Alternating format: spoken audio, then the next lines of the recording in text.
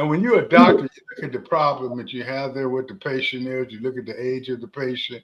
You look at where they're from, the history of the patient, and you try to make sure you bring in the right stuff to make this individual be healed.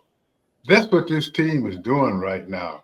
Last year, when they got rid of a couple of number one draft choices, we thought they were crazy, but we see they were right on time. They knew where to go. And last year, when people were saying they'll never get this, they were steadily winning. It may not always been beautiful, but it was saying it had to happen. Now here we are this game, going into a draft. People saying, well, what do they need? They need everything. Well, you know the one thing they did, Donna, they went out and got 5 individuals that I think could play for them right away, bring instant success and instant fear. Let's break them down.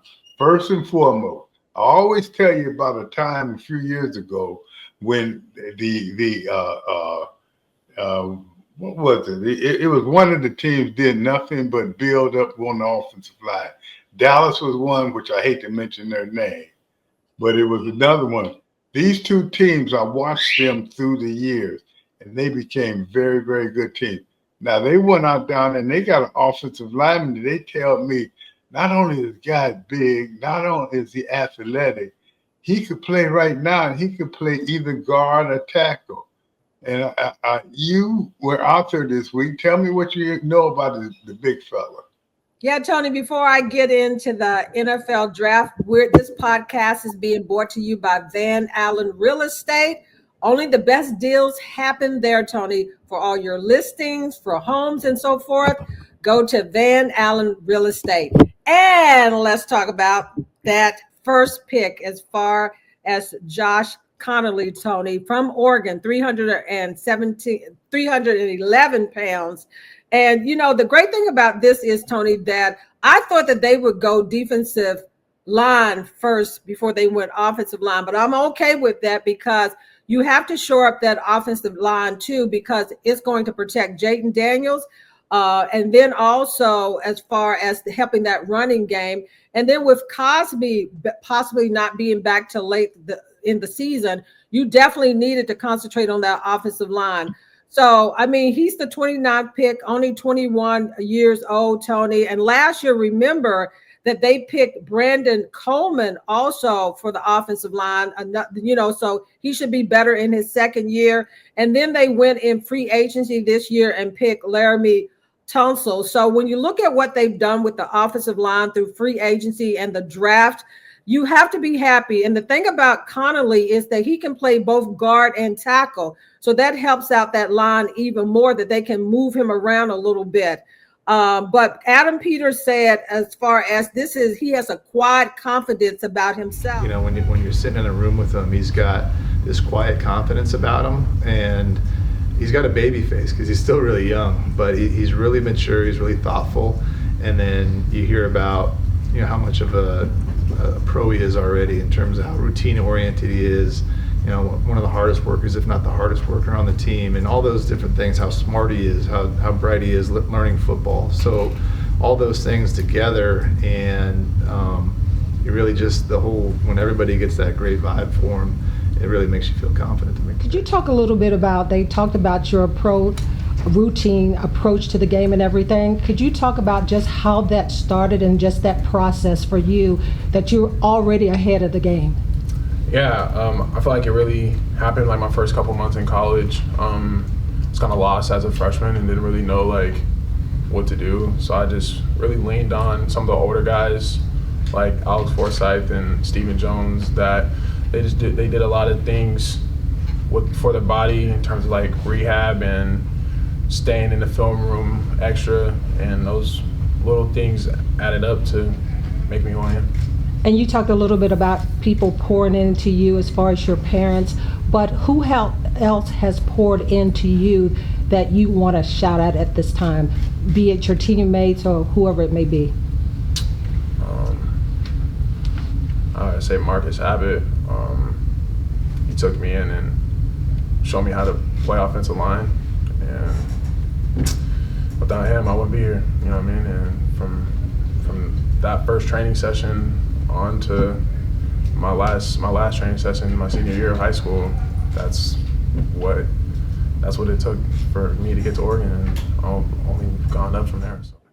And Tony, the great thing about this, I thought it was funny because offensive coordinator Cliff Kingsbury, before the draft even started, put a note on Adam Peters' office desk and said, "Pick Josh Conerly." So I thought that was fascinating because he already had him on their list, and the Commanders said that this guy was on their top of their board, and they were hoping that he would be there, and he was there. So Tony, when you look at that offensive line across the board, and you got 3 new guys, you've got to love what you see with this guy. He even said that during the combines that he had an up and down combine, but still the Commanders really like about what he's about, that whole 9 yards, and they believe that he can come in and be a starter possibly, and an impact player right off.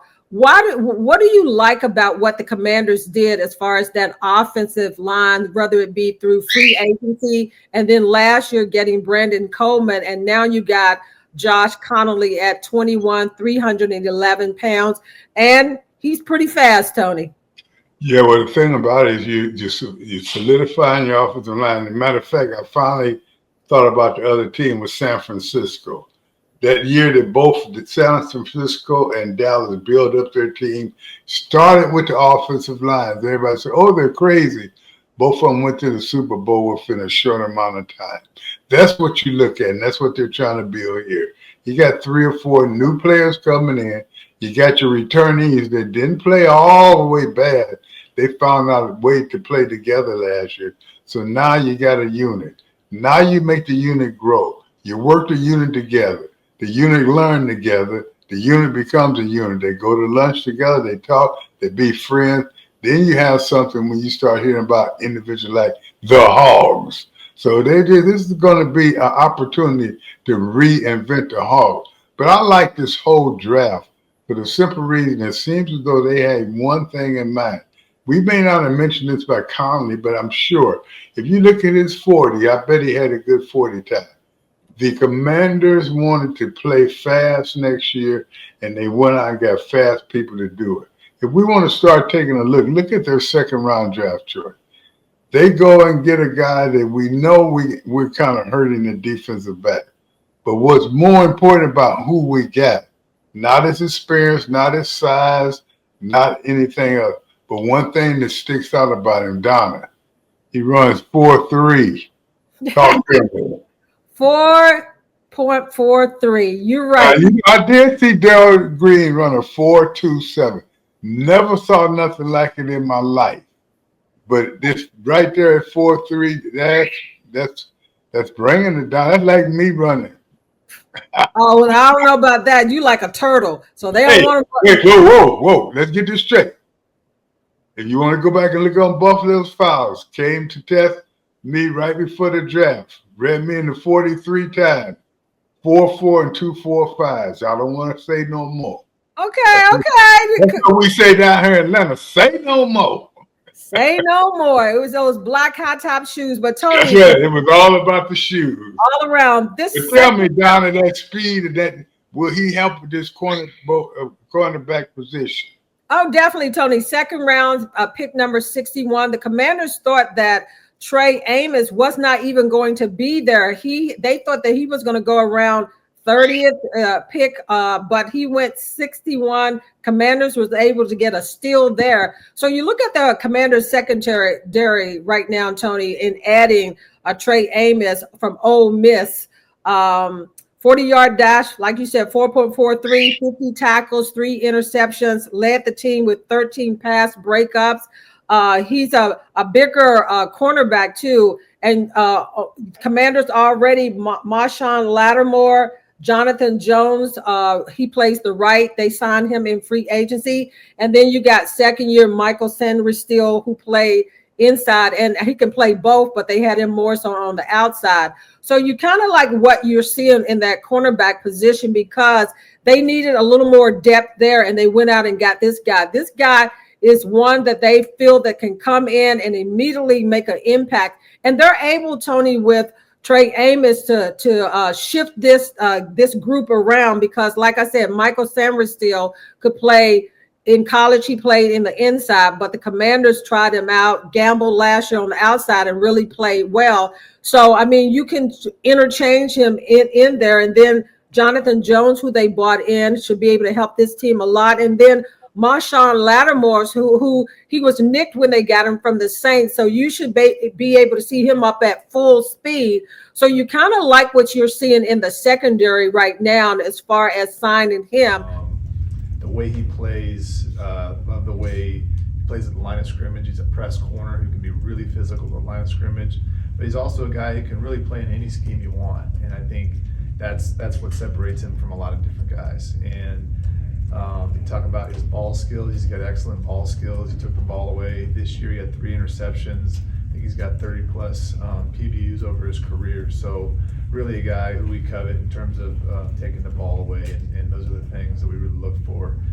He can run, he's physical, he's big, he's kind of got everything you want as a corner. And just some of the things like we talked about with Josh yesterday, he was really, really good in our metrics against really good players. So the guys we had graded really high, he was really the 96th percentile against the really good players. Yeah. When you look at this, Tony, still we go back to the defensive line that they didn't address that. But what they did, Tony, in free agency, they did address the defense a lot in free agency. You think about Will Harris. He took over for Jeremy Chin, who decided to move on. I think he's playing for the Raiders. So Will Harris in there is going to be a big upgrade for the Commanders. They like him. As far as I already mentioned, Jonathan Jones, as far as the cornerback, and Javon Kinslow is the defensive tackle, Gozman, Wise, Martin, and Holmes. And so you got some guys in there on the defensive line that they bought in through free agency. But Tony, are you comfortable going with who they bought in and also who's still there on the defensive line, that they still did not dress that edge rusher, getting that guy in? Where do you see that defensive line? Thought you never asked. You know what they did? I know that. I know. They drafted a linebacker instead that runs another guy that runs 4.3, and he's pretty big. He's not big as a lot of edge rushers, but at the same time, he looks like a guy that can bring you 10 sacks if you give him the opportunity. They really looked at 2 positions there, and they felt, well, with this round right here, the 3rd round, we got to move this where this guy, a 4th round, where this guy, he was on the 3rd round, wasn't he? Yeah, you're talking about the linebacker, K. Meadows. Yeah, that's the guy they will probably look at it as edge rusher, and they're going to use him outside as well. So they did look at the rush part of it. They did upgrade themselves there, but can he take the pounding even as being a linebacker in there? Sometimes you have to be able to take the pounding. So I think they did a great job. Anytime you can get somebody on that edge that can run a 4.3, and I wasn't playing about my 4.4, and I think that's what really kept me in the league for a long time, because I could run. So now you look at guys running 4.3, and he's gonna be on the edge. He presents a problem there before they do the play. I know that you have the players will be looking out saying, oh, is he over there? They'll be looking for him. So I think that was excellent pickup. Hey, Tony was so anxious to get to that linebacker that we skipped over the wide receiver, but let's stay there with Kane Meadow from UCLA, had a relationship with Coach Norton that coached him. And so you're getting a guy that Coach Norton already knows. So the learning curve is not going to be hard because he's already there. 6'3", 222 pounds, probably have to gain a little bit.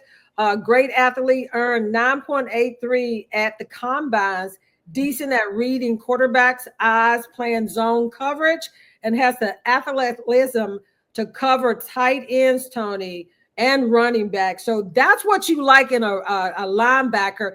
Somebody that can cover the bigger tight ends, physical tight ends, and also have the speed to be able to handle the running backs and everything. So They like that. His movement is really good. So, I mean, like I said, Coach Norton and him already has a relationship. So you love that. But let's go back to the third pick for the Commanders since you wanted to jump to defense. But Tony, still, let's stay on defense just a little bit. The defensive line across the board and who they got through free agency and is up on the board as far as that list.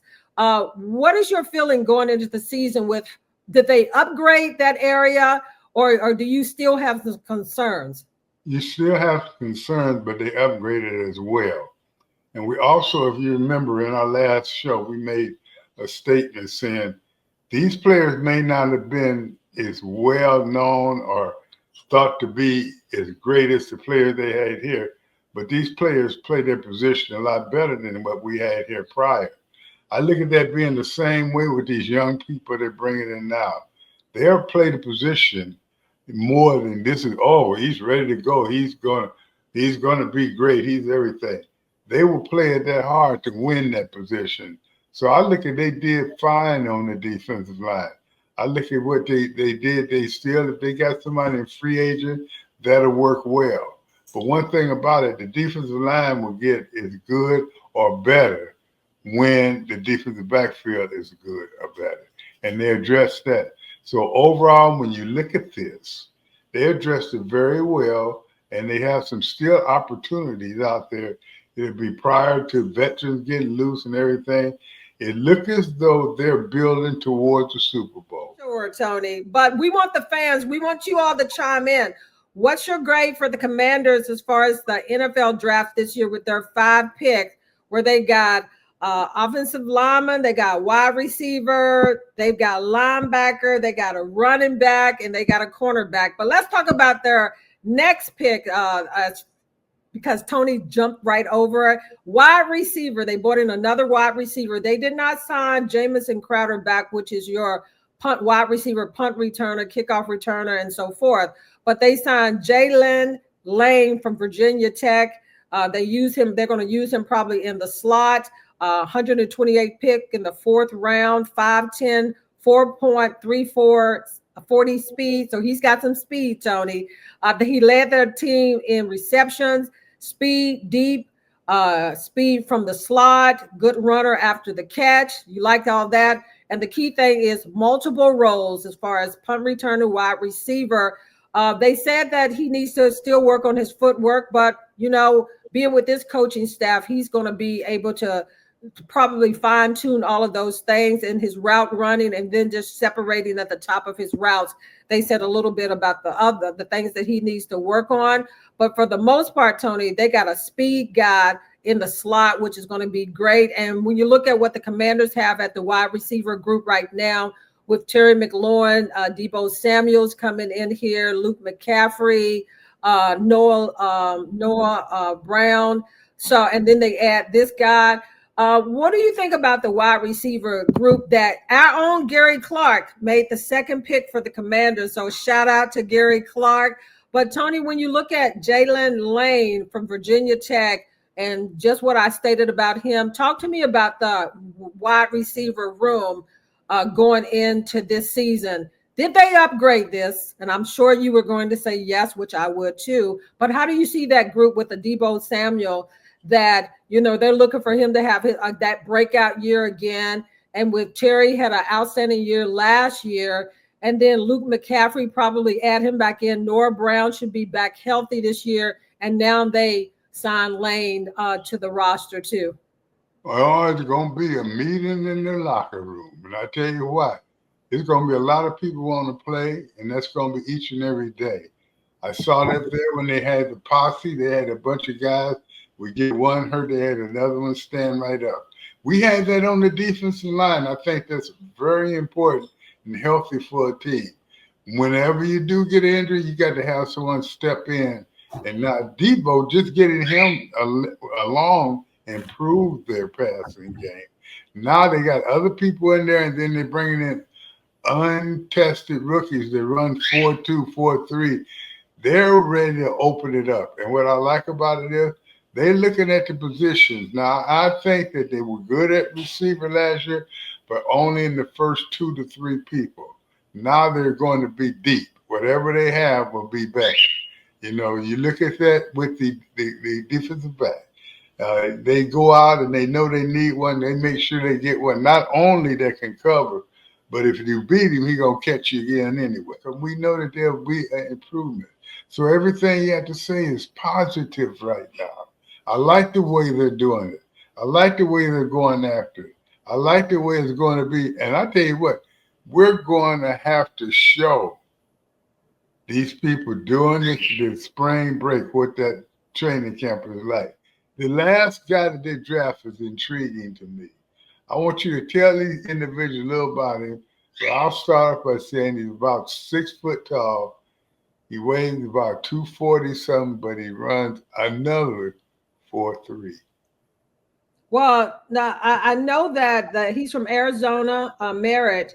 He was redshirted his senior year, so I don't think that's a big concern and everything. But he has great speed. He has good vision too, and I think that he'll only add to the running back room even more so with Brian Robinson, Austin Eckler, Jeremy McNichols, Chris Rodriguez, and now you got Merritt. I mean, when you look at what each of them are able to do, adding him to the mix is going to help them with the speed area, breakout speed. And I think that showing up the offensive line a little bit more is going to help the running game, because the running game wasn't what you wanted it to be last year.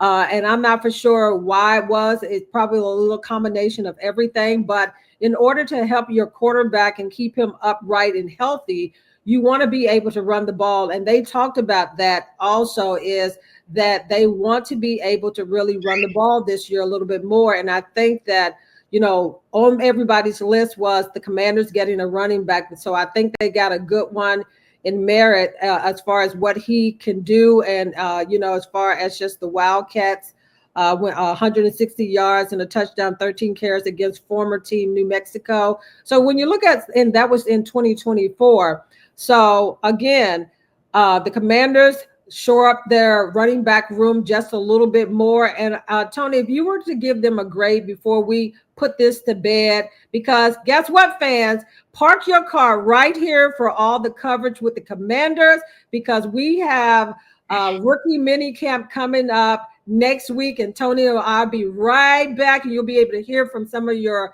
newcomers with the Commanders, and you like the character of these players that the Commanders have got, because they already winning attitudes. But Tony, when you look at this draft class that the Commanders brought in, they only had 5 picks. So they had to be very strategic as far as picking these guys at each position. So everybody out there at the coaching staff should be happy, because everybody got a little piece of the puzzle or was able to add to their area of the team and everything. And you heard the cheering and everything. So if I was looking at Commanders with what they did in the draft this year, I have to give them an A, because they addressed the offensive line, they addressed the secondary, they got you another linebacker in there, a running back, and a wide receiver. So for a limited amount of draft picks, I think the Commanders were able to do a lot with those draft picks. What's your final thoughts? I take a look at that, and I look at how they hit every position they need to hit.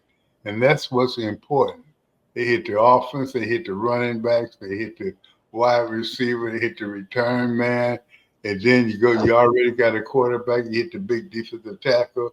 Then you need an edge rusher. So you get a guy that not only play the edge, but he also played linebacker, which was a devastating need that they had. And then they go in and bring in a return man that could be one of the best receivers in the game, running 4.2, 4.3, being real fast and everything. Kind of remind me of myself, running after Donna Hopkins, running over her. Let me get back to it. Hey, he's hilarious right now, fans. So then you look at that. Then they bring in an unknown. And I got my thing on this unknown becoming a special person. I look at his size, his speed, and everything. People just haven't utilized this guy. You can't be that big, run that way, and they say he's a beast, but he didn't get a chance to play. So did he have a problem with the coach, or did the coach have a problem with him? But let's take that off. He's in new grounds now. Take a look at this team. We're going to be talking Super Bowl. We're not playing around now. But the one thing about it is, this is just the beginning, Donna. They got to get ready. And Tony, again, fans, we want you to make sure that you follow us in the minute. Give us your comments about what you think about the Commanders going back to RFK, going back home. Also, give us your comments about what do you think about the drafts? What's your opinion about how the Commanders did with the draft? Did they address the needs, or what's your thoughts? We want you to tag us, follow us. We will read your comments, and then we'll talk about them the next time we come on with the podcast. So again, the podcast is being brought to you by Van Allen Real Estate. Hey, it's Michelle Van Allen from Van Allen Real Estate. Listen, let me help you with whatever your real estate needs are, whether it's that commercial deal that you've been thinking about but just aren't sure, or if you're a first-time home buyer, got some really good first-time home buyer programs that I'd like to discuss with you.